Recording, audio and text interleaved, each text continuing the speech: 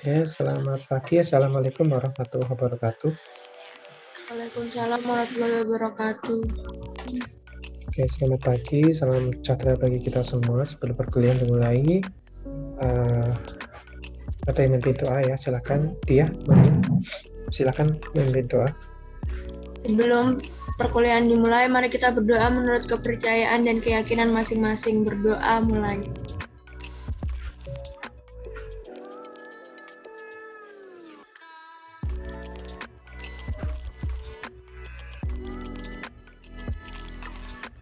Berdoa dapat diakhiri. Oke, terima kasih Dia. Pagi ini saya akan melanjutkan materi yang sudah diberikan oleh Bu Nanta dan dosen yang lain. Saya melihat juga beberapa materi terkait dengan teori, konsep dan sebagainya. Saya masuk ke dalam ranah yang mungkin sedikit berbeda nantinya. Tapi saya sudah sedikit menyinggung tentang sedikit ya gambaran tentang pengembangan pariwisata budaya. Bagaimana sih paradigmanya ya? Saya sedikit menyinggung itu. Nanti kita membahas tentang studi evaluasinya seperti apa. Ya, kalau kita bicara tentang wisata budaya atau sejarah ya, tentunya kita harus melihat konteks bangunan itu sendiri ya, atau bangunannya. Sifatnya kan kalau pariwisata berbasis ini budaya itu ada yang namanya intangible dan tangible. Kalau yang intangible itu yang tidak kelihatan atau tidak tentara, yaitu seperti misalnya bahasa, kemudian adat istiadat dan sebagainya, norma itu bagian dari yang sesuatu yang tidak kentara. Tapi kalau yang tangible yang kelihatan itu bisa seperti artefak, kemudian kayak seperti candi dan sebagainya, itu bagian dari sesuatu yang kelihatan. Jadi konteks di sini adalah apakah benda atau barang atau mungkin bangunan itu menjadi bangunan yang memiliki nilai konservasi. Ya, itu kan konteksnya kan berbeda. Nah, kalau kita bicara pariwisata, tentunya adalah pemanfaatan. Pariwisata itu pemanfaatan. Jadi memanfaatkan sesuatu untuk baik itu bangunan atau benda sebagai daya tarik wisata. Nah, di sisi lain konteksnya adalah bagaimana seandainya bangunan itu menjadi sebuah bangunan yang bernilai sejarah dan memiliki nilai konservasi, artinya dalam bentuk cagar budaya. Itu sangat berbeda ya. Jadi sudah ada undang-undangnya ya, sehingga tidak ada batasan pemanfaatan antara pariwisata dengan benda yang masuk atau bangunan yang masuk kategori cagar budaya. Jadi kita tidak seenaknya ya. Mungkin kita sebagai pengelola, maksudnya sebagai perumus kebijakan di situ, atau mungkin konsultan di situ, ya kita tidak seenaknya untuk membuat ini adalah bangunan cagar budaya untuk dimanfaatkan untuk pariwisata, atau memang berpeluang, tetapi ada batasan-batasan yang harus dipenuhi di situ. Ya, kalau konteks pariwisata di sini paradigmanya adalah ya otomatis berperan sebagai ya massal ya, tentunya harus massal. Kalau pariwisata itu tanpa massal ini ya kurang akan memberikan nilai ekonomi yang tinggi. Nah, tentunya ini berbeda dengan konteks cagar budaya. Ini cagar budaya itu adalah bangunan yang memang diperuntukkan untuk non komersial ya. Kalau massal berarti harus banyak orang, dan takutnya kalau kita bersinggungan dengan cagar budaya ini akan terjadi kerusakan ya. Tentunya ada suatu perbedaan di sini. Yang satunya komersial, yang satunya non komersial ya, itu pasti.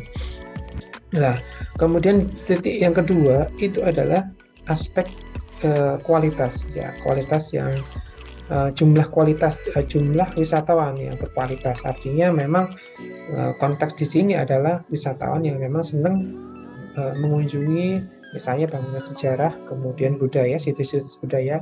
Kita tidak semuanya senang di situ ya.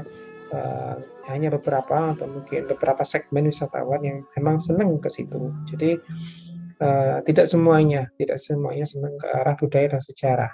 seperti itu. Kalau yang cagar budaya ini lebih mementingkan aspek konservasi tentunya.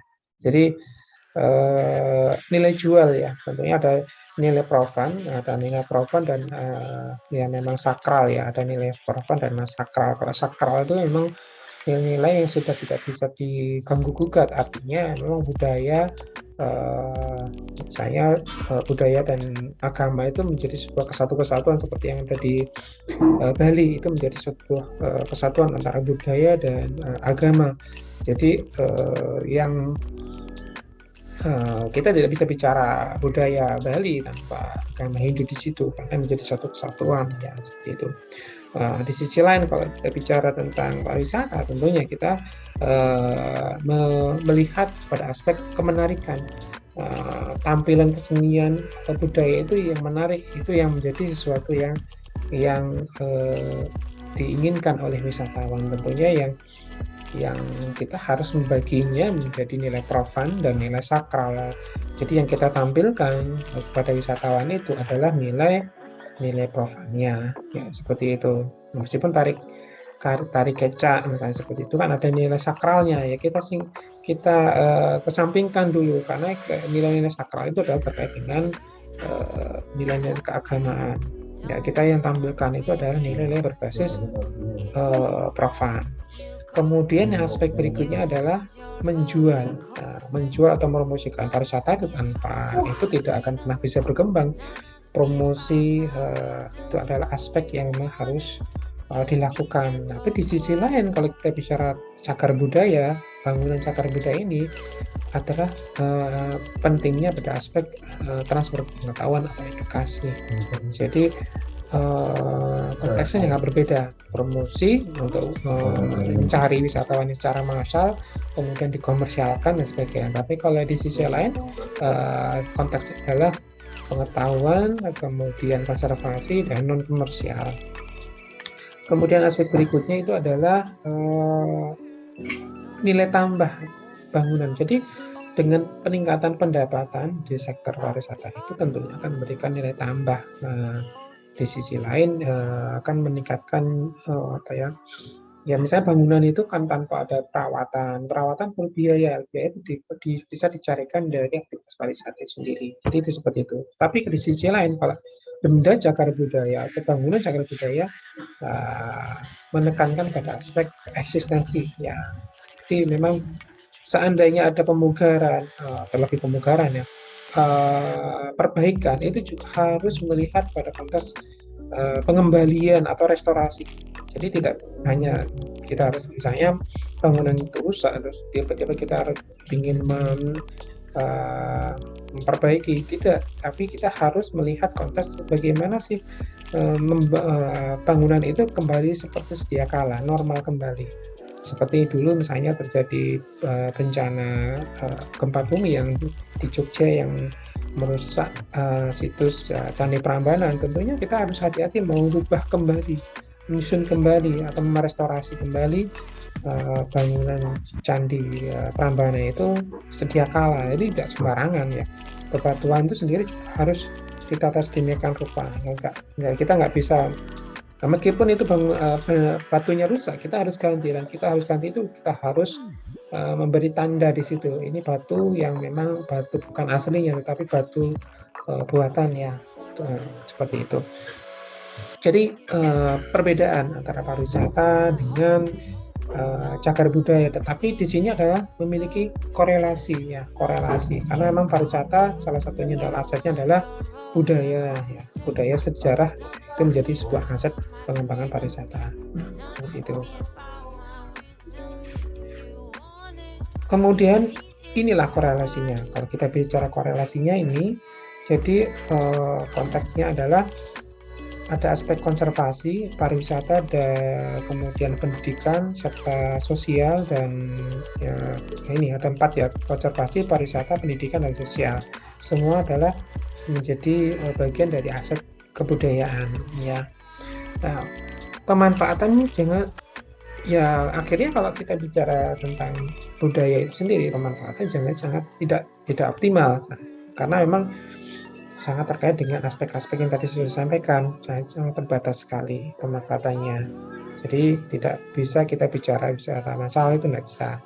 Kemudian yang kedua adalah nilai tambah ya, nilai tambah dari aset itu sendiri ya. Tentunya pariwisata harus memberikan sumbangsih untuk aset, bukan hanya menjual saja, tetapi bagaimana pariwisata itu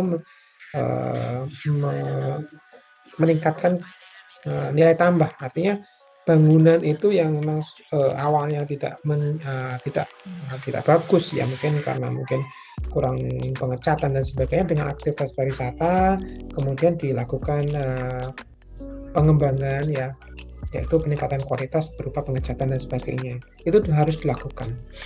Kemudian yang berikutnya adalah pengetahuan dan wawasan, otomatis ya, karena memang segmen di sini adalah kebanyakan adalah segmen khusus ya, baik itu anak-anak sekolah ya, karena memang tugas di sekolah atau kuliah ya, bisa datang ke suatu tempat mengenai aset budaya untuk melakukan penggalian pengetahuan dan wawasan. Kemudian yang berikutnya adalah inovasi dan kreativitas ya, inovasi dan kreativitas ya. Tentunya kalau kita bicara inovasi, konteks di sini lebih mengarah kepada kesenian. Nah, inovasi dan kreativitas itu kesenian seperti seni tari, seni pertunjukan dan sebagainya. Kita harus berinovasi dan kreatif. Kalau tidak, kita akan ketinggalan atau mungkin budaya itu akan hilang. Jadi eksistensi sebuah kesenian itu bagaimana kita meningkatkan kualitas dari tampilan itu menjadi lebih menarik tanpa menghilangkan nilai-nilai sakral yang ada di dalamnya.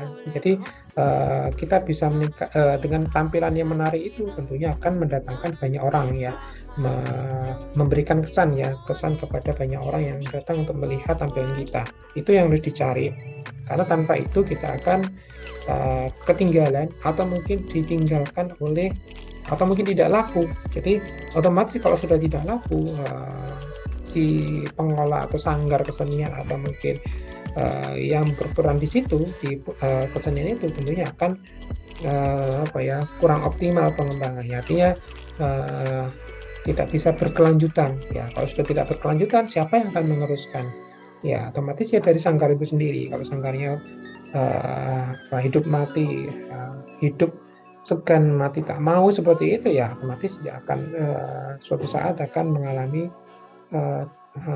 hilang ya, budaya itu akan hilang, kesenian itu akan hilang. Jadi harus ada upaya-upaya inovasi, kreativitas agar kesenian itu tetap berkembang, tetap berkembang dalam artian tidak menghilangkan nilai-nilai sakral dari suatu budaya, seni budaya tersebut. Di sisi lain, yang terakhir adalah aktivitas pariwisata itu ini penganggaran konservasi. Jadi memang beberapa tempat memang memiliki sebuah prioritas dalam hal konservasi budaya, konservasi bangunan, khususnya bangunan ya, bangunan yang bernilai baik itu bernilai sejarah atau memang bangunan cagar budaya. Jadi ada penganggaran di situ ya, minimal penganggaran di situ biasanya kalau memang biaya untuk perawatan itu sangat besar sekali, khususnya benda cagar budaya. Kalau benda cagar budaya itu biaya penganggarannya ya, berasal dari pusat ya, tapi kalau sifatnya benda bernilai sejarah itu bisa dianggarkan lewat Pemda setempat ya. Jadi penganggaran ini biasanya hanya sebatas pengecatan ulang, kemudian pembangunan toilet dan sebagainya. Jadi seperti itu, hanya menunjang bangunan tersebut menjadi lebih berkualitas. Ya, ini adalah brainstorming pemanfaatan warisan budaya sejarah dalam pariwisata. Jadi ada benda cagar budaya, saya sampaikan, ada benda bernilai sejarah. Jadi sejarah, ilmu pengetahuan, ada agama yang masih benda itu apakah masih ada ya, masih ada atau sudah tidak ada atau sudah tidak eksis lagi ya.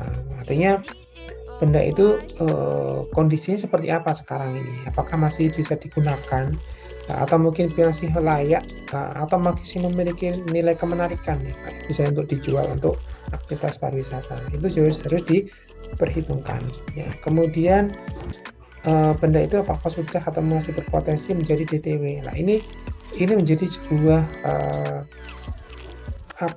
peluang, artinya memang namanya sudah benda bernilai sejarah, otomatis umurnya juga relatif panjang ya, sehingga namanya benda itu dengan misalnya bangunan juga otomatis ya sudah tua, misalnya sudah lapuk. Apakah memang bangunan tersebut masih layak, masih aman untuk dikunjungi, aman artinya tidak roboh, mudah roboh atau mungkin runtuh atapnya.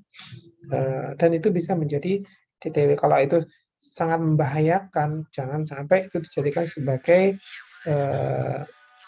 DTW, karena itu akan malah menimbulkan permasalahan ya. Artinya bisa kalau misalnya wisatawan datang ke situ kemudian kena runtuhan bangunan ya akan menjadi permasalahan. Kemudian yang berikutnya adalah berpotensi atau tidaknya untuk menjadi bagian dari paket yang menarik ya. Artinya seandainya bangunan itu bisa untuk ditata kembali, ditata misalnya di situ ada benteng, kemudian benteng itu hanya sebatas bangunan, di dalamnya mungkin kosong seperti lapangan ya, tidak ada apa-apa ya, apakah bisa ditata kembali? Apakah di situ misalnya dikembalikan fungsinya dulu sebenarnya benteng itu sebagai tempat penyimpanan gudang atau gudang perlengkapan senjata, apakah bisa misalnya dinormalkan, direstorasi kembali seperti sedia kala, seperti inilah bentuknya. Gudang itu dulunya seperti ini, misalnya tempat senjatanya di mana, tempat penyimpanan amunisi di mana dan sebagainya. Jadi itu direstorasi kembali, apakah bisa seperti itu? Nah, ini butuh sebuah perjuangan karena memang sangat terkait dengan berbagai macam pihak ya untuk merestorasi sebuah bangunan ya. Itu memang, tapi memang kalau sudah berfungsi dengan baik atau sudah terestorasi dengan baik, itu akan memberikan sebuah nilai ekonomis yang tinggi terkait dengan pariwisata tentunya. Kemudian yang berikutnya adalah menarik atau tidak ya. Menarik tidaknya itu dari tampilan luar, kemudian bagaimana kita mencari sejarahnya, mencari sejarah dari suatu bangunan atau benda itu sendiri. Nah, karena kita sebagai peramu wisata tentunya harus mampu memberikan penjelasan, dan bahannya itu dari mana? Kalau sejarahnya sendiri tidak tahu, tentunya kita harus tahu benar sejarah dari suatu bangunan itu untuk diceritakan ke kegiatan. Di sisi lain memang konteksnya adalah bangunan itu apakah memang memiliki kemenarikan atau keunikan ya, kita harus melihat itu secara jeli ya.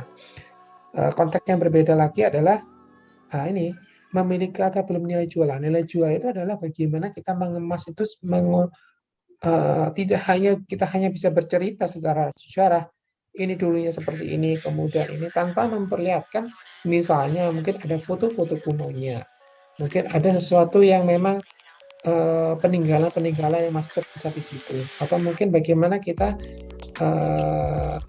menceritakan tentang misalnya peninggalan yang misalnya makam ada di situ, kemudian benda-benda yang memang masih bisa digunakan sekarang ini. Jadi ada sesuatu yang nilai jualnya. Ya, jadi tidak hanya sebatas bangunan, karena memang seperti ini memang segmennya sangat kecil sekali, ini market ya. Artinya memang wisatawan yang memang hanya khusus ingin melihat budaya atau sejarah. Jadi harus berjelas.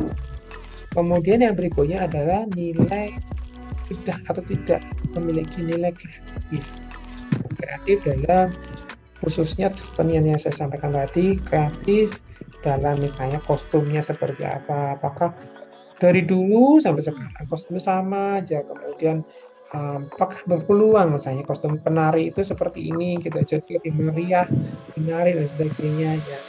Seperti tari-tarian dari Bali itu kan memiliki kostum yang menarik, yang beragam, sehingga itu memiliki suatu nilai yang memang berkesan ya bagi yang melihatnya.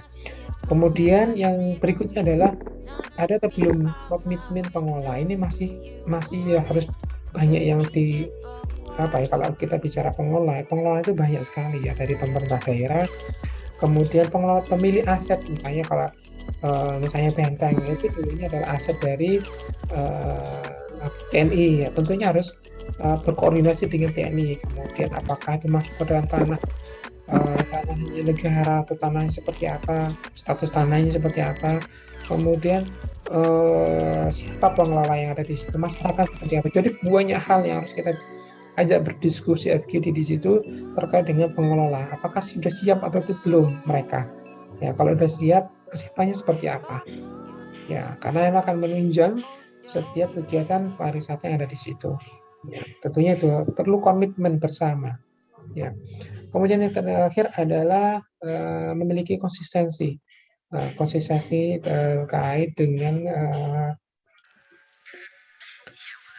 konsistensi konsisten dalam artian kita memiliki program pengembangan terkait dengan budaya dan sejarah. Misalnya pada tahun sekarang ini kita melakukan kegiatan renovasi seperti ini, atau mungkin hanya sifatnya pengecatan. Kemudian tahun kedua kita memiliki kegiatan yang memang penyelenggaraan event ya. Jadi ada kegiatan-kegiatan yang bisa dilakukan di tempat atau bangunan cagar budaya atau benda sejarah seperti itu. Jadi ada upaya untuk mendukung keberadaan atau eksistensi dari benda cagar budaya, tetapi tidak mengganggu benda cagar budaya. Mungkin misalnya kita menyelenggarakan event ya di luar bangunan cagar budaya. Artinya ini sambil memperkenalkan inilah bangunan cagar budaya dengan SK seperti ini. Jadi ada mungkin masyarakat belum paham ya, ternyata ini memang bangunan sudah memiliki nilai cagar budaya, sehingga harus kita rawat dan sebagainya. Kemudian yang terakhir adalah format pengembangan dan strategi promosi wisata. Artinya tentunya strategi wisata seperti apa sehingga tidak mengganggu keberadaan dari benda cagar budaya atau malah merusak benda cagar budaya. Jadi strateginya harus bagaimana meningkatkan kualitas ya. Tentu harus mengenalkan kualitas. Promosi yang kita lakukan terkait dengan wisata sejarah dan budaya ini tujuannya adalah untuk bukan meningkatkan angka kunjungan ke situ yang berpotensi untuk merusak benda cagar budaya, tapi bagaimana wisatawan itu paham, kemudian memahami sejarah, kemudian bagaimana sejarah itu menjadi sebuah bahan ya pembelajaran, kemudian akhirnya orang itu banyak tertarik bukan untuk melihat tapi untuk belajar di situ, untuk belajar, sehingga itu namanya promosinya seperti itu. Jadi bentuk promosinya adalah bagaimana orang itu tertarik ke situ untuk belajar sejarah dan budaya di situ, kemudian bagaimana mereka itu berupaya untuk berpikir kreatif terkait bagaimana untuk agar benda cagar budaya itu terus eksis dan berkelanjutan. Jadi itu peran pariwisatanya di situ. Kemudian ini adalah apakah memang ya ini sekali lagi menjadi komoditi. Ya, apakah kita menjadi komoditi di situ terkait dengan pariwisata, apakah memang kita mengandalkan itu semuanya, misalnya dari bangunan atau benda budaya atau sejarah. Tidak semuanya sebenarnya kalau bisa saya sampaikan, karena memang pariwisata itu sifatnya adalah baik itu kita bicara alam, budaya maupun buatan. Tapi di sini adalah kalau kita bicara benda cagar budaya atau benda bernilai sejarah, tentunya tidak semuanya bisa dikemas dengan baik ya, menjadi komoditi ya, tidak semuanya. Kita harus memilah-milah kembali.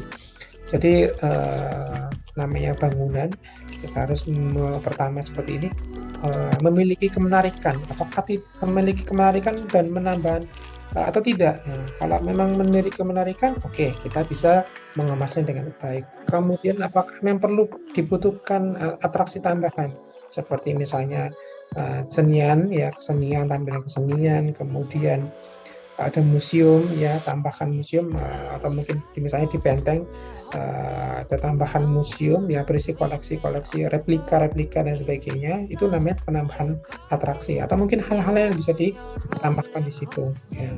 Kemudian keramahan dan keinginan membantu. Jadi artinya masyarakat di situ seperti apa, kemudian pramu wisata yang ada di situ sebagai pengelola di situ seperti apa. Jadi kita harus melihat ke dalam, artinya masyarakat itu apakah memang mendukung ya apabila dikembangkan menjadi aktivitas pariwisata atau tidak. Ini juga menjadi proses ya, karena belum tentu semuanya itu sesuai atau sama kayak persepsinya dengan kita untuk misalnya untuk membantu pengembangan pariwisata yang ada di situ melalui benda sejarah budaya atau benda sejarah, nilai sejarah seperti itu. Jadi kita harus menggali ya. Kalau mereka mendukung untuk mereka harus memiliki nilai-nilai kelokalan di situ ya. Untuk syaratnya adalah keramahan ya, keramahan. Kemudian berikutnya adalah paket wisata ya. Paket wisata ya, kita bisa membuatkan paket wisata yang melibatkan benda atau bangunan cagar budaya tersebut atau bangunan bernilai sejarah tersebut ya, kita bisa membuatkan. Kemudian yang terakhir adalah komunikasi dan stakeholder pariwisata. Stakeholder yang tadi saya sampaikan, misalnya siapa sih pemilik tanah ya, kemudian pemilik tanah yang sebagai tempat bangunan itu sendiri, keberadaan bangunan, kemudian dari karena mungkin ada sektor swasta yang masuk di situ, atau mungkin seperti apa, atau masyarakat, itu menjadi sebuah stakeholder ya, stakeholder yang memang mendukung pengembangan aktivitas budaya ya, seperti itu.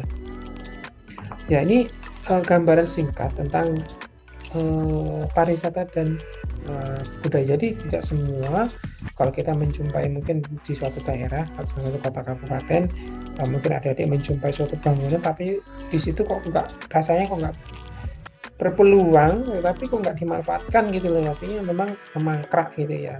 Tapi itu kalau memang seandainya bisa dijual, pasti banyak orang yang datang ke situ. Itu juga harus dilihat banyak hal ya, banyak aspek yang harus dilihat ya, status tanahnya, status bangunannya seperti apa, kemudian kondisi bangunannya, pengelolanya siapa dan sebagainya, itu harus banyak dilihat sebelum merumuskan atau menjadikan bangunan atau benda bernilai sejarah tersebut sebagai sebuah komoditi pariwisata. Jadi harus diperhatikan ya. Ini memang kalau kita berbicara terkait dengan ini banyak hal ya, mungkin di tempatnya masing-masing, di tempatnya di kota kabupaten masing-masing itu memiliki bangunan sejarah. Seperti misalnya kalau kita pergi ke mana di Semarang ya, di Lawang Sewu, itu bagian dari bangunan ya, cagar budaya yang ini bisa dimanfaatkan untuk pariwisata seperti itu. Jadi itulah bangunan yang memang dari dulu bangunan itu seperti itu. Jadi tidak mengalami perubahan, dan beberapa mungkin kaca-kaca yang ada di situ adalah kaca-kaca yang asli sejak zaman Belanda.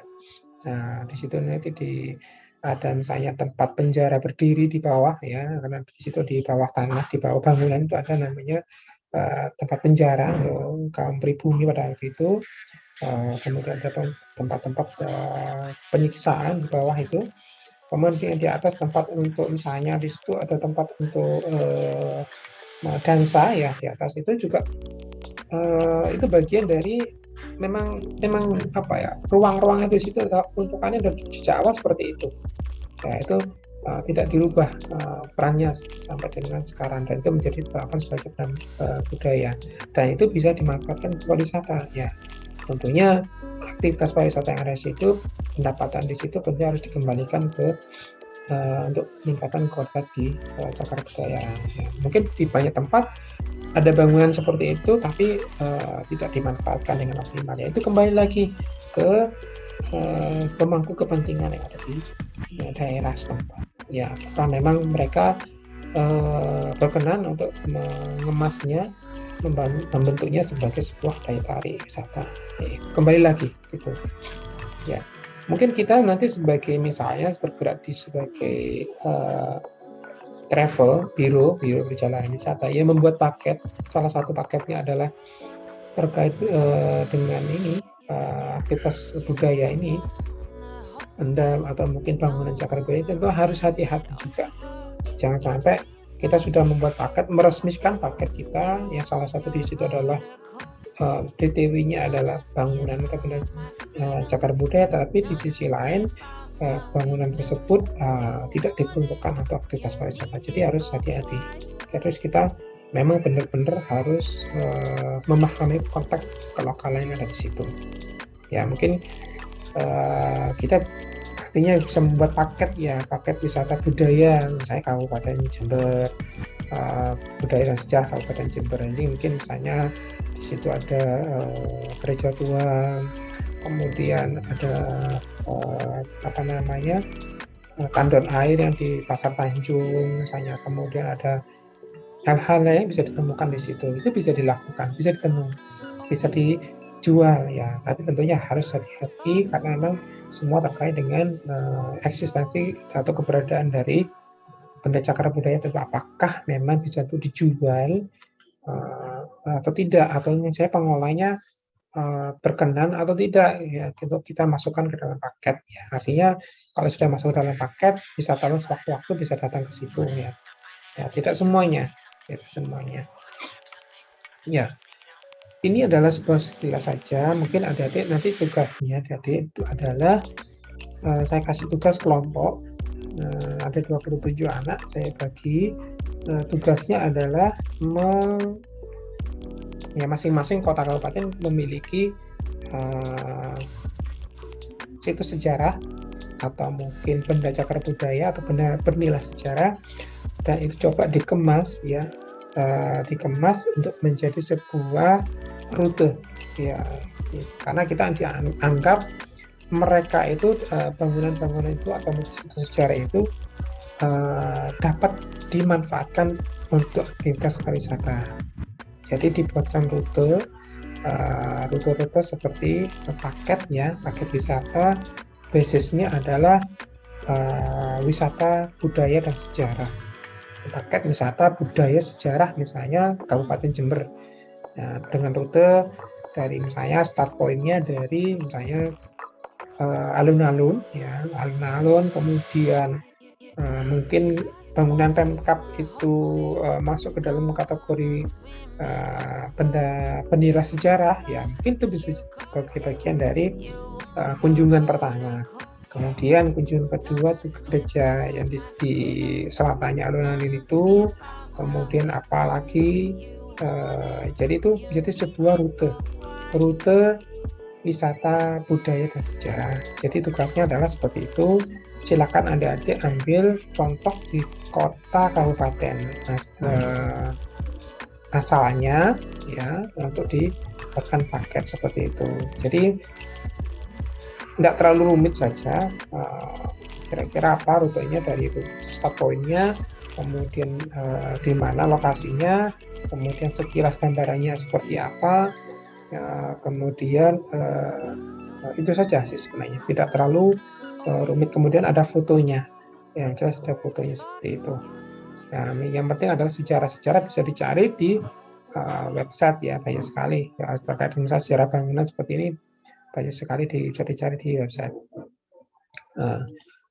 Itu bisa dibuatkan paket, kemudian tugas ini bisa dikerjakan mulai sekarang. Saya bagi kelompok menjadi beberapa kelompok dalam break room, ada 26 atau 27, saya bagi menjadi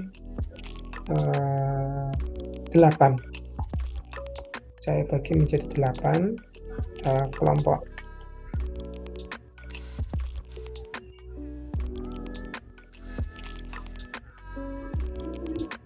Jadi memilih satu tempat, satu kota atau kabupaten untuk dijadikan sebagai rute wisata budaya dan sejarah. Ya, konsepnya saya bebaskan seperti apa. Silahkan adik-adik berkreasi agar tampilan paketnya itu menyenangkan, bagus ya. Silahkan berkreasi.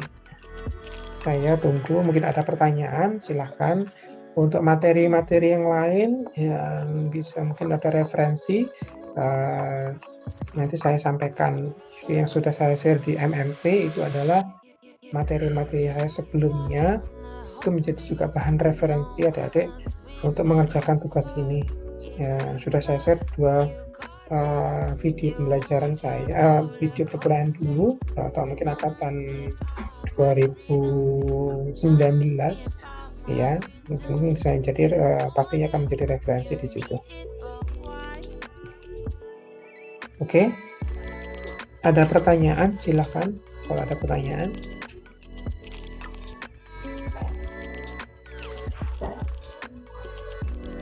Jadi bisa dikerjakan, memilih tempat, lokasinya mana, kemudian kira-kira objeknya mana. Karena ini paket wisata yang berbasis sejarah ini sangat jarang sekali dibuat, karena memang pertimbangannya adalah siapa sih yang beli, gitu. Siapa segmennya. Karena memang paket wisata ini sangat niche market, sangat kecil market pasarnya. Jadi kebanyakan travel itu tidak menyasar ini ya, kebanyakan mereka menyasar tempat-tempat yang memang sudah memiliki berskala massal ya, masif ya. Ya, kenapa tidak kita buatkan seperti ini? Siapa tahu segmen kita adalah anak-anak ya. Oke, silakan kalau ada pertanyaan, kalau tidak bisa langsung dikerjakan. Dalam bentuk PPT ya, nanti pengumpulannya nanti dalam bentuk PDF, nanti PPT di PDF-kan.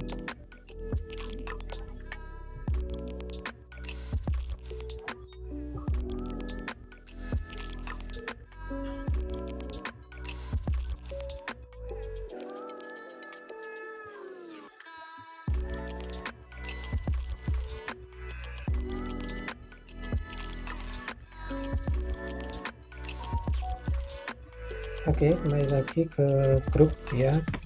Langsung saja untuk kelompok 1 bisa dipresentasikan, silakan.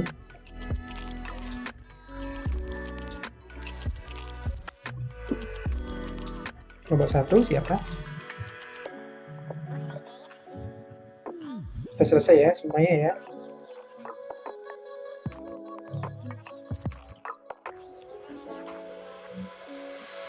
Silakan kelompok 1.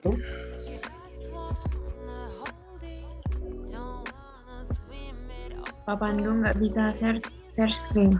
Oh iya, sebentar ya, Mas. Oke, silakan Mas.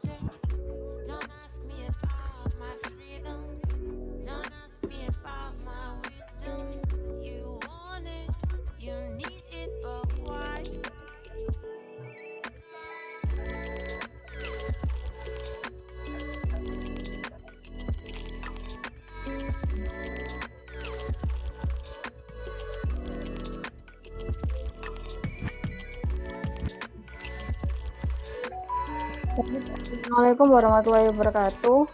Waalaikumsalam. Di sini kelompok kami akan menjelaskan tentang paket wisata Kota Tua Jakarta. Dan kelompok kami beranggotakan ada Almas Afif, Yasti Yustika, Dimas Hadewa, dan saya sendiri Regita Putri. Yang pertama akan saya jelaskan, yaitu Jakarta atau secara resmi bernama Daerah Khusus Ibu Kota Jakarta adalah ibu kota negara dan kota terbesar di Indonesia. Jakarta merupakan satu-satunya kota di Indonesia yang memiliki status tingkat provinsi. Jakarta terletak di pesisir bagian barat Laut Pulau Jawa. Next.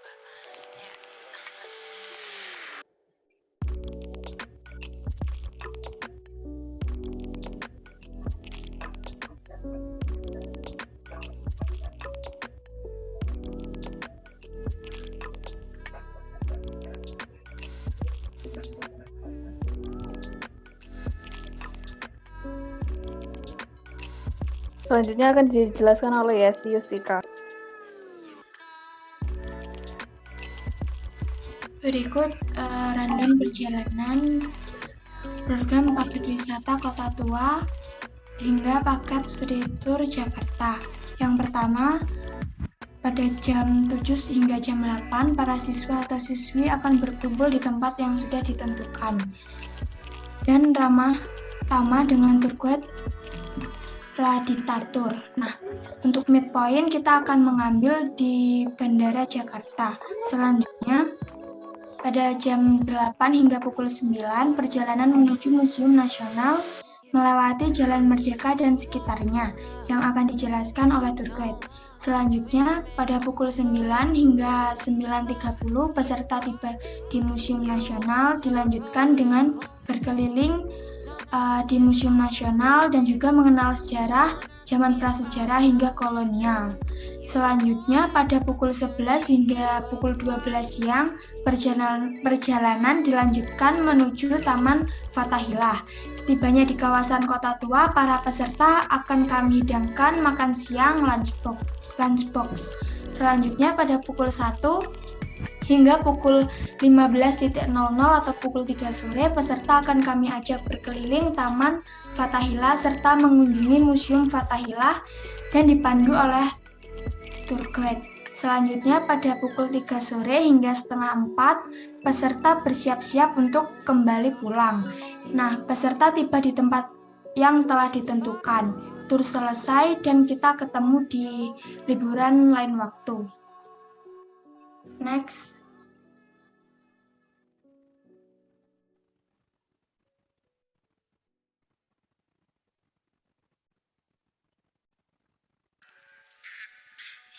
Selanjutnya akan dijelaskan oleh Masa Dewa.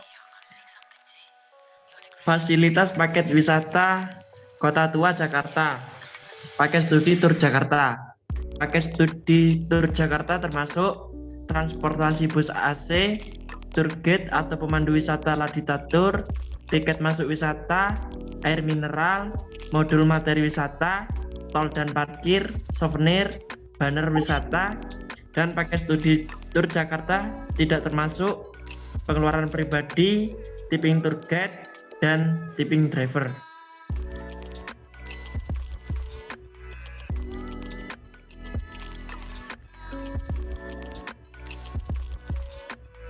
Selanjutnya akan dijelaskan oleh Almas Afif. Paket wisata Jakarta mengunjungi 1 museum nasional. Museum nasional merupakan museum dengan koleksi terlengkap dari zaman prasejarah hingga kolonial.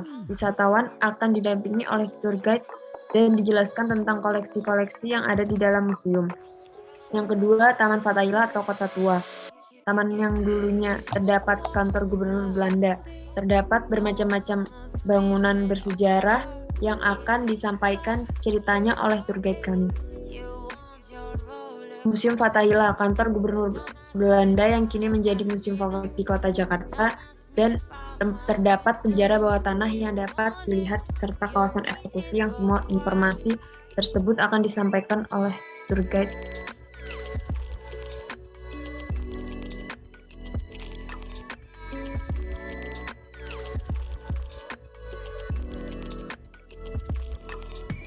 Selanjutnya, hal-hal yang mendukung paket studi tur Jakarta. Yang pertama, ada kesehatan fisik para wisatawan. Yang kedua, perlengkapan pribadi. Yang ketiga, kamera dan perlengkapan dokumentasi pribadi. Yang keempat, ada uang tunai.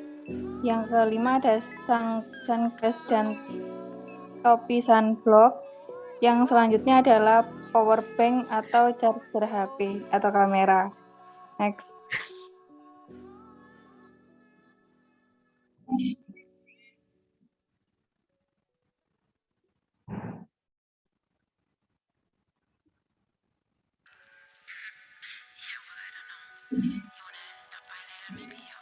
Selanjutnya Yustika. Selanjutnya untuk harga paket wisata. Untuk peserta 50 orang, kita patok dengan harga kurang lebih 115. Selanjutnya untuk 45 orang, kita patok dengan harga 135.000 dengan durasi waktu 8-12 jam. Dengan pemandu atau tour guide menggunakan bahasa Indonesia atau English. Selanjutnya untuk 40 orang harganya 150.000. Tambahan untuk penjemputan berdasarkan di lokasi midpoint yang telah kita tentukan. Dan juga kegiatan dapat berubah sewaktu-waktu dikarenakan suatu hal atau free of charge untuk guru atau pendamping 2 orang.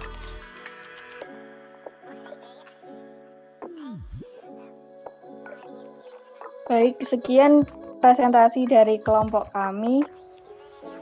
Wassalamualaikum warahmatullahi wabarakatuh. Waalaikumsalam warahmatullahi wabarakatuh. Terima kasih Regita, teman-teman. Ini berarti paketnya untuk anak-anak sekolah ya, khusus untuk anak sekolah ini sampai Iya, Pak. 50 sampai 40 orang ya. Oke. Di sisi lain, seandainya ini merupakan paket, apakah memang memungkinkan misalnya di slide nomor 3 tadi ada beberapa rute, mungkin apakah selain rute-rute yang sudah ada ini, apakah bisa dirubah lagi? Bisa. Kira-kira? Cuma dikit, jadi masih tempat-tempat itu aja. Jadi sebenarnya memungkinkan ya Yesti ya, seandainya ini ditambahkan atau mungkin dialihkan ya dengan rute yang berbeda ya, mesti dengan destinasi yang berbeda. Iya Pak, bisa. Ya, dengan harga sekian ini 150 orang 115.000, apakah terlalu murah atau mahal ya? Anggap aja kalau 40 orang kali 150.000 berarti berapa ini? Jadi sekali rombongan, satu kali rombongan berapa totalnya?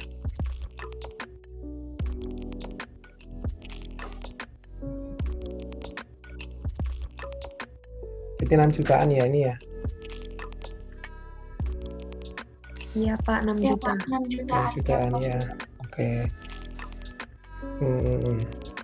Ya, ya sebenarnya kalau, tapi ini di Jakarta ya, di Jakarta sih, maksudnya kan ini paket half day ya, setengah hari aja.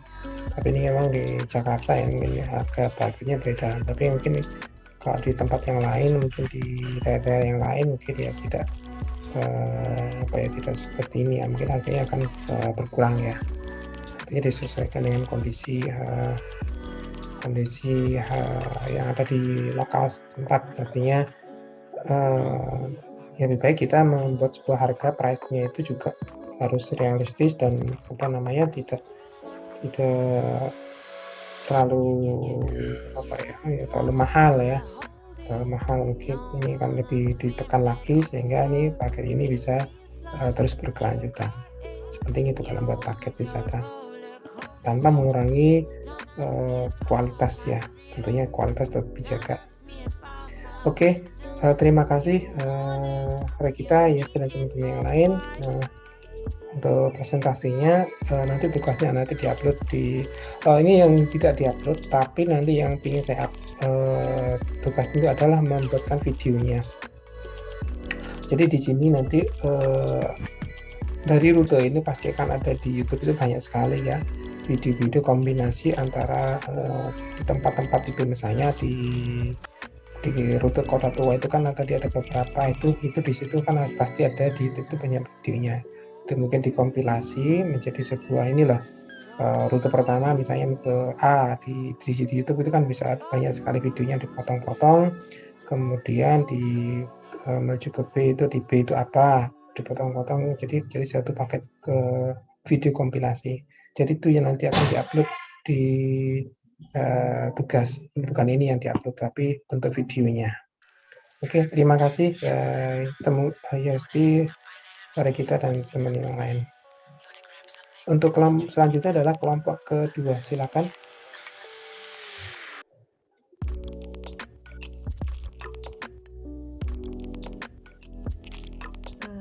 Saya izin share screen ya Pak. Silakan.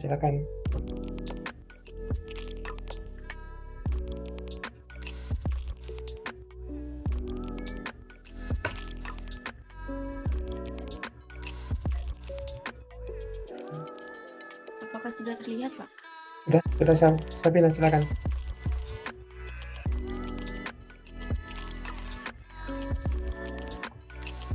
Assalamualaikum warahmatullahi wabarakatuh. Waalaikumsalam. Kami dari kelompok room 2 akan mempresentasikan tentang paket wisata destinasi di Yogyakarta. Anggota kelompok kami yaitu yang pertama saya sendiri, yang kedua Muhammad Husni Mubarok, yang ketiga Ruth Rumata, yang keempat Lutfiatul Irbiah.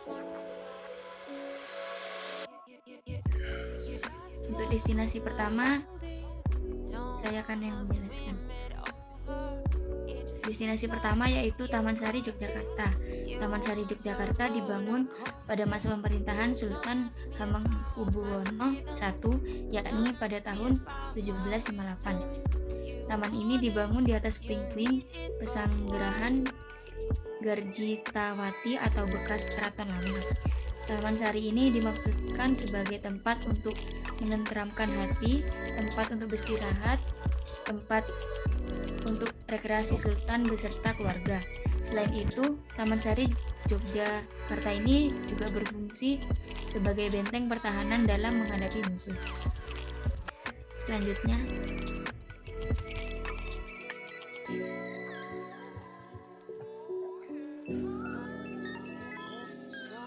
yang kedua yaitu Museum Benteng Fradeburg. Museum Benteng Fradeburg ini dibangun pada tahun 1765 oleh pemerintah Belanda. Digunakan untuk menahan serangan dari Keraton Yogyakarta. Dengan parit yang mengelilinginya, benteng yang berbentuk segi empat ini memiliki menara pengawas di keempat sudutnya dan kubu yang memungkinkan Belanda untuk berjalan berkeliling sambil berjaga-jaga dan melepaskan tembakan jika diperlukan. Pada dasar meriam di kubu bagian selatan, Keraton Yogyakarta dan beberapa bangunan bersejarah lainnya, termasuk kepadatan lalu lintas di sekitar terlihat dengan jelas.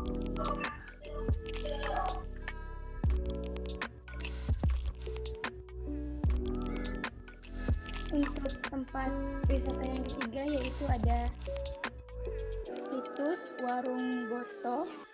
Situs ini berlokasi di Jalan Veteran nomor 77, Kecamatan Umbul Harjo, Sukunya Usut. Rupanya dahulu kala situs ini sejatinya merupakan sebuah pesanggerahan.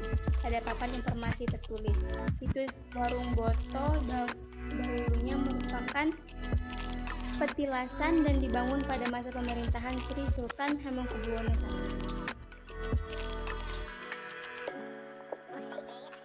Yang keempat adalah Museum History of Java.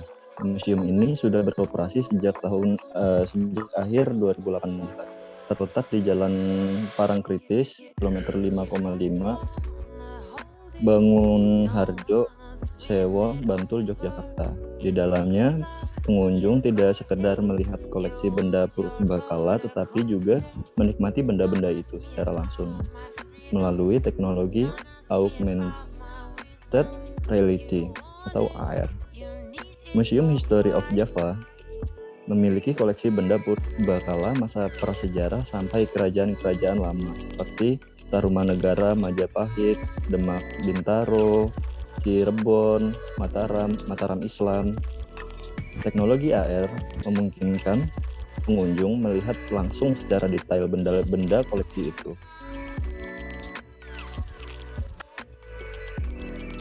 Berikut adalah susunan acara paket wisata Yogyakarta. Jam 8 sampai jam 8.30 pagi berkumpul di meeting point. Jam 8.30 sampai jam 9 berangkat menuju Taman Sari Yogyakarta. Jam 9 sampai jam 9.30 tiba di Taman Sari Yogyakarta. Jam 9.30 sampai jam 9.45 persiapan menuju Museum Benteng Fradeburg. Jam 9.45 sampai jam 10 berangkat menuju Museum Benteng Fradeburg. Jam 10 sampai jam 10.30 tiba di Museum Benteng Fradeburg. Jam 10.30 sampai jam 10.45 persiapan menuju situs Warung Boto. Jam 10.45 sampai jam 11 berangkat menuju situs Warung Boto. Jam 11 sampai jam 11.30 tiba di situs Warung Boto. Jam 11.30 sampai jam 11.45 persiapan menuju Museum History of Java. Jam 11.45 sampai jam 12.05 berangkat menuju Museum History of Java. Jam 12.05 sampai jam 12.35 tiba di Museum History of Java. Jam 12.35 sampai jam 12.50 persiapan kembali ke meeting point. Jam 12.50 sampai jam 13.20 perjalanan kembali ke meeting point. Jam 13.20 tiba di meeting point dan acara selesai. Terima kasih, Pak. Oke, terima kasih Bu Husni. Teman-teman yang lain, Warung Boto itu di mana ya?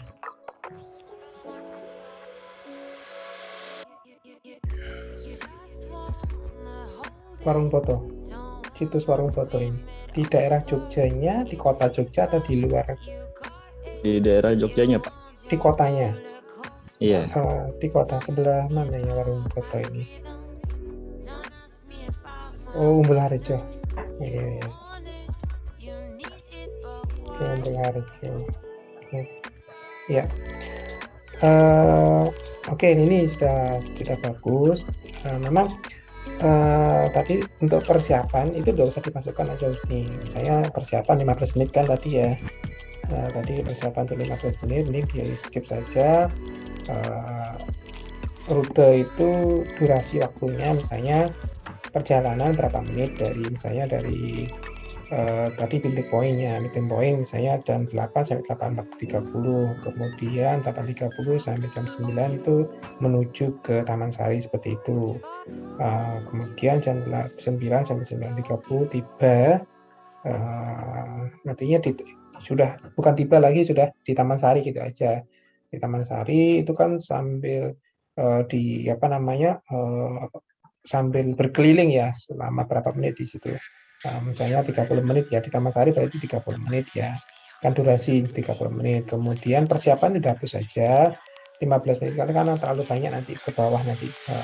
Ini terlalu banyak, langsung aja misalnya 9.30 sampai berangkat, atau mungkin di situ sampai 09 di Taman Sari 09 sampai 9.45 misalnya ya. 9.45 kemudian sampai jam 10 di lokasi di Benteng Bredebuk ya. Perjalanannya berapa menit, lokasi berkunjung di lokasinya berapa menit, itu kalau membuat paket jadi lebih membacanya lebih enak gitu, lebih gampang gitu. Oh, di lokasi ternyata ada 1 jam misalnya, atau mungkin 30 menit di lokasinya, perjalanannya berapa menit gitu. Jadi nggak usah dimasukkan yang persiapan.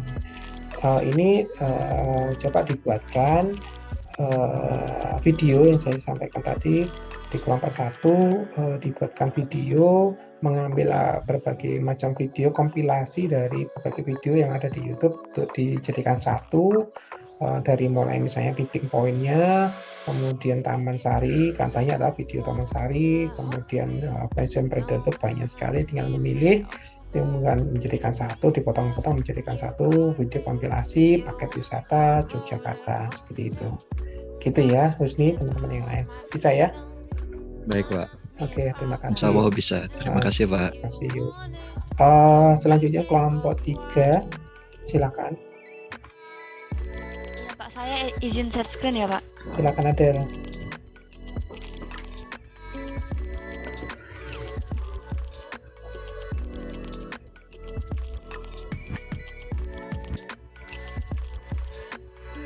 Sudah terlihat ya, Pak? Sudah, silakan Adel. Baik, Assalamualaikum warahmatullahi wabarakatuh. Waalaikumsalam. Di sini kelompok 3 akan mempresentasikan destinasi wisata yang ada di Kota Semarang. Sebelumnya kami akan memperkenalkan diri masing-masing. Saya Adelia Rizky Santoso dan ada teman saya Ega Tri Ramadhani, ada Cesar Erin dan juga Putri Lauta Ilmi.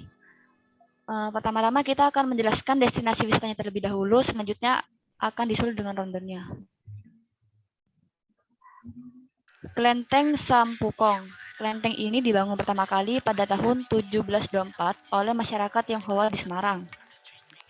sebagai bentuk penghormatan kepada Laksamana Zhenghe atau yang lebih dikenal dengan nama Laksamana Chengho yang dianggap sebagai leluhur mereka. Pada perkembangannya, kelenteng Sampukong mengalami perubahan bentuk setelah dibangun kembali pada tahun 2002. Tak hanya sebagai tempat peribadahan, lokasi ini menjadi tempat kunjungan wisata, tak hanya dari dalam negeri tetapi juga wisatawan mancanegara. Nama Sampukong diambil sebagai kehormatan buat Zhenghe yang berarti leluhur. Yang kedua ada Masjid Layur Semarang. Masjid Layur Semarang, lokasi Masjid Layur terletak di Jalan Layur Kampung Melayu. Masjid ini merupakan salah satu masjid tertua di Semarang yang masih kokoh berdiri. Tak sulit untuk menemukan lokasi masjid ini dari arah Pasar Johar mengikuti jalur putar yang menuju arah kantor pos atau arah stasiun Tawang. Dari rel kereta api di depan Jalan Layur, menara masjid sudah bisa terlihat dari kejauhan. Masjid tersebut dibangun pada tahun 1743 oleh penduduk yang sebagian besar menghuni kawasan tersebut berasal dari ras Melayu. Selanjutnya akan dibaca oleh Lauta. Selanjutnya Masjid Kauman. Masjid ini dijadikan sebagai Masjid Agung Semarang atau MAS, terletak di sebelah Pasar Johar Semarang. Masjid ini disebut-sebut sebagai masjid tertua yang ada di Jawa. Memiliki catatan yang tertera dari prasasti di gerbang masuk masjid tertulis dalam bahasa Belanda. Masjid ini sudah ada sejak tahun 1750 atau sekitar abad ke-18. Masjid ini diyakini sebagai masjid terbesar di Semarang pada zamannya.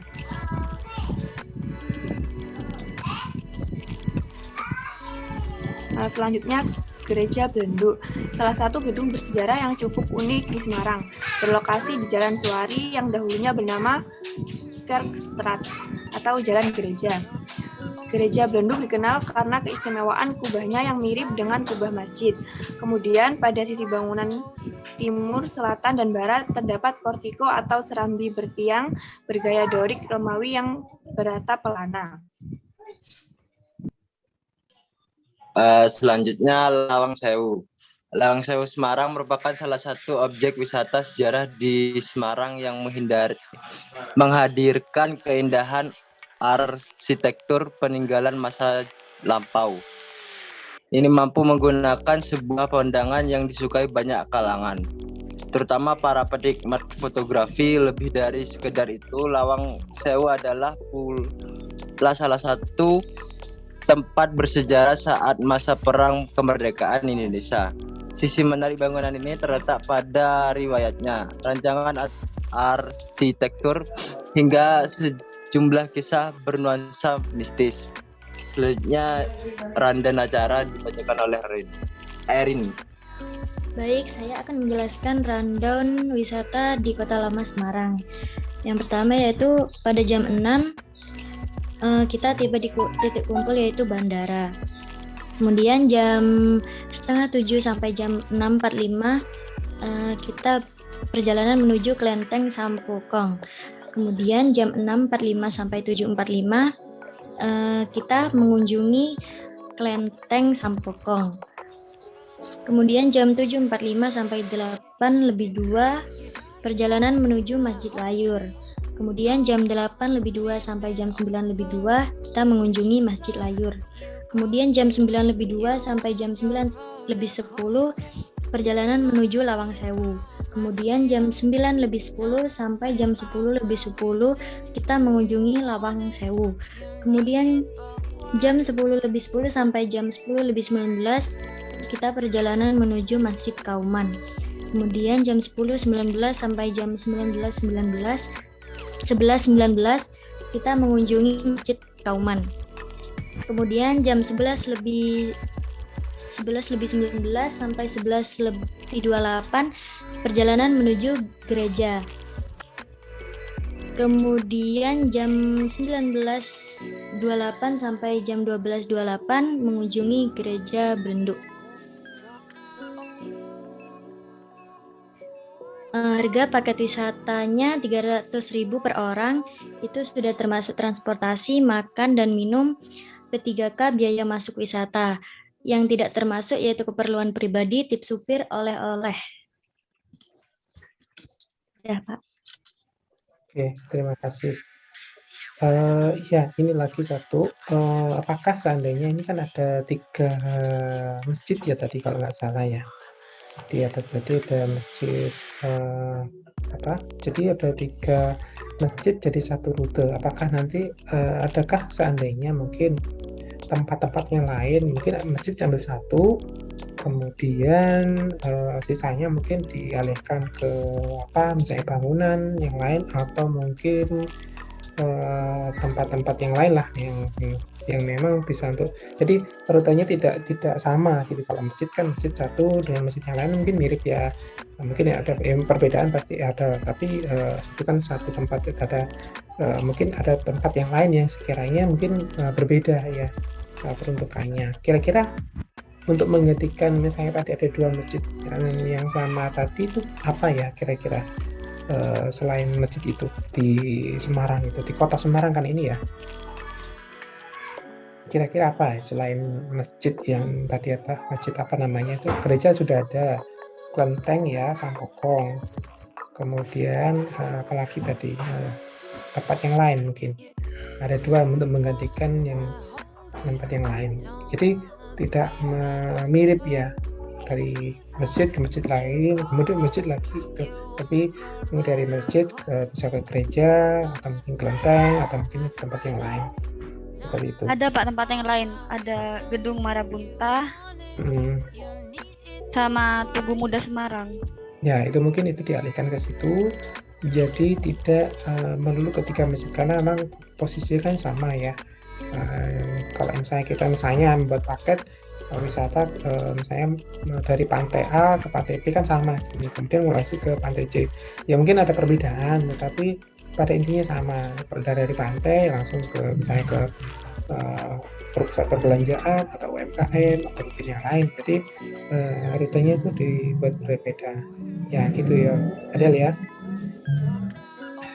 Ada Iya, mungkin Pak, siap. dibuatkan video nanti kombinasi ya paket-paket ini seperti yang tadi kelompok 1, 2 dikompilasi dijadikan satu gitu ya.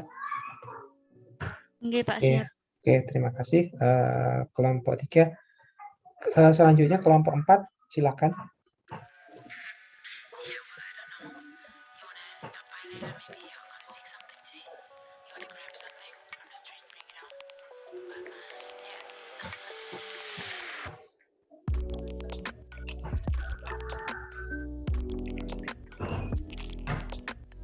Silakan kelompok berikutnya. Bapak, permisi mau nanya Pak, itu yang tadi yang masjid nanti dibuat videonya itu diubah apa enggak Pak? Ya diubah, diganti tadi Tugu apa tadi sama yang satunya lagi ada tadi itu Oh apa iya namanya? Pak. Ya makasih ya Pak. Oke, pertama ada oke. Silakan Tos.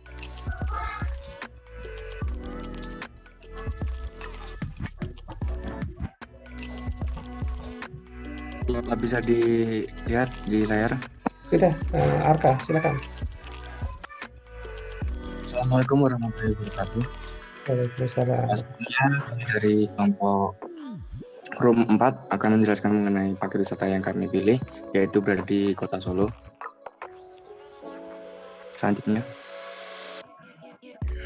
kami beranggotakan 4 orang, yaitu saya sendiri sebagai moderator, Arka Yukantara Adi, lalu ada Beta Nisrin Elfatin, lalu ada Aurelia, lalu ada Daniar Eka Cipta. Next. Untuk materi pertama akan dijelaskan oleh pemateri Aurel. Terima kasih.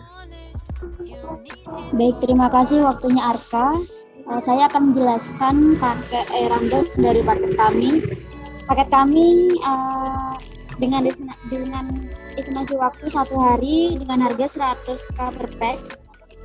Pada pukul 07.00 kami menjemput tamu di stasiun Kemiri, Jawa Tengah. Kemudian pada pukul 07.15 kami membawa tamu ke destinasi utama yaitu di Candi Seto. Kamu bisa menikmati keindahan dan berfoto-foto di candi tersebut. Pada pukul 11.00 kami membawa tamu untuk mengunjungi Candi Suku. kamu bisa menikmati keindahan candi dan belajar tentang sejarah candi tersebut. Waktu yang disediakan yaitu hingga pukul 13.00. Setelah menikmati keindahan wisata tersebut, para tamu dikumpulkan di satu titik kumpul untuk kemudian makan siang sesuai yang disediakan.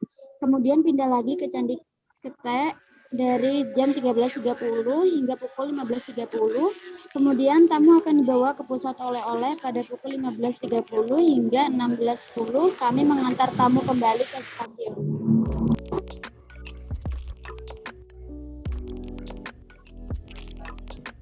Next. Nah, selanjutnya pemateri adalah Daniar. Silakan. Kemudian untuk destinasi yang pertama yaitu Candi Ceto. Candi Ceto merupakan candi yang bercorak agama Hindu yang diduga kuat dibangun pada masa-masa akhir era Majapahit kisaran abad ke-15 Masehi. Kemudian lokasi Candi Ceto berada di lereng Gunung Lawu pada ketinggian 1496 meter di atas permukaan laut, dan secara administratif berada di Dusun Ceto, Desa Gumeng, Kecamatan Jenawi, Kabupaten Karanganyar, Jawa Tengah. Next.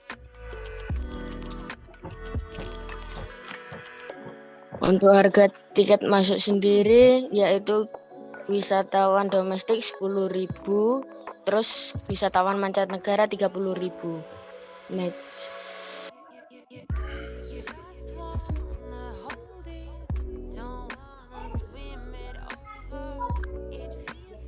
Materi selanjutnya akan dijelaskan oleh kita.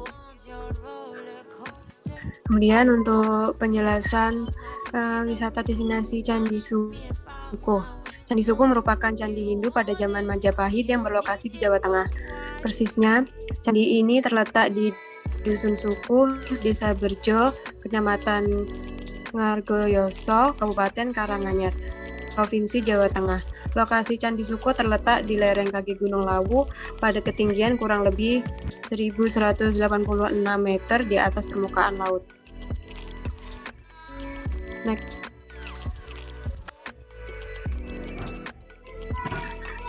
Untuk detail harga tiket masuk.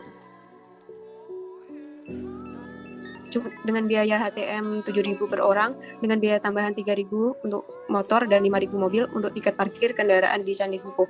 Harga tiket masuk objek wisata Candi Suko Kabupaten Karanganyar bisa berubah setiap waktu tanpa adanya pemberitahuan terlebih dahulu.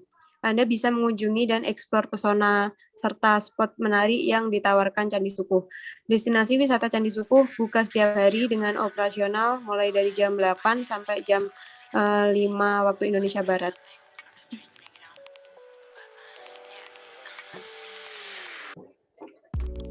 Terima kasih. Materi selanjutnya akan dijelaskan oleh saya sendiri, Arka. Candi Ketek. Candi Ketek merupakan situs purbakala yang ditemukan di dekat kawasan Candi Ceto, Karanganyar. Letaknya sedikit tersembunyi karena berada di pinggiran hutan pinus lereng Gunung Lawu. Bentuk Candi Ketek menyerupai piramida, berundak dan memiliki kemiripan dengan bangunan utama Candi Ceto. Belum banyak informasi mengenai asal-usul dan fungsi situs candi ini. Next. Mengenai harga tiket masuk. Untuk harga tiket masuk, objek wisata Candi Ketek sendiri yaitu sekitar 7.500 saat weekday dan 10.000 ketika akhir pekan. Anda bisa eksplor pesona indah dan dari bangunan Candi Ketek kapan saja karena buka setiap hari mulai jam 7 sampai jam 17. Terima kasih.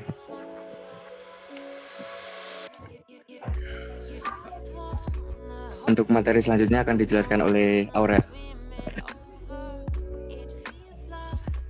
Aurel, dipersilakan.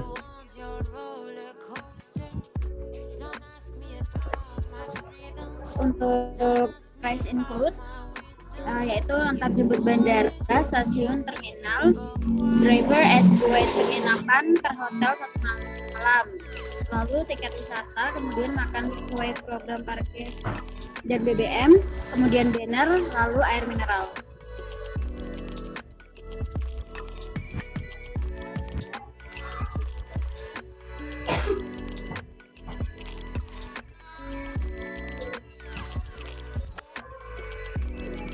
Kemudian untuk price exclude tiket pesawat atau kereta api Solo, kemudian biaya upgrade kamar, kemudian pengeluaran pribadi penginapan. Saya kembalikan ke Arka. Ya, terima kasih. Mungkin sekian dari pemaparan materi atau penawaran paket wisata kami yaitu di Kota Solo. Saya kembalikan ke Pak Pandu. Ya, terima kasih Ada. Ini paket sehari atau 2 hari?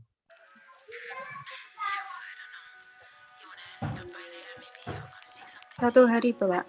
Sehari. Itu lokasinya antara candi dengan satu candi dengan yang lain bisa terjangkau semua ya. Maksudnya jaraknya apa ya? Kan ini lintas kabupaten ya, Beta?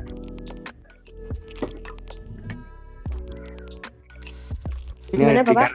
Ini lintas kabupaten ya. Solo, Karanganyar, apalagi tadi.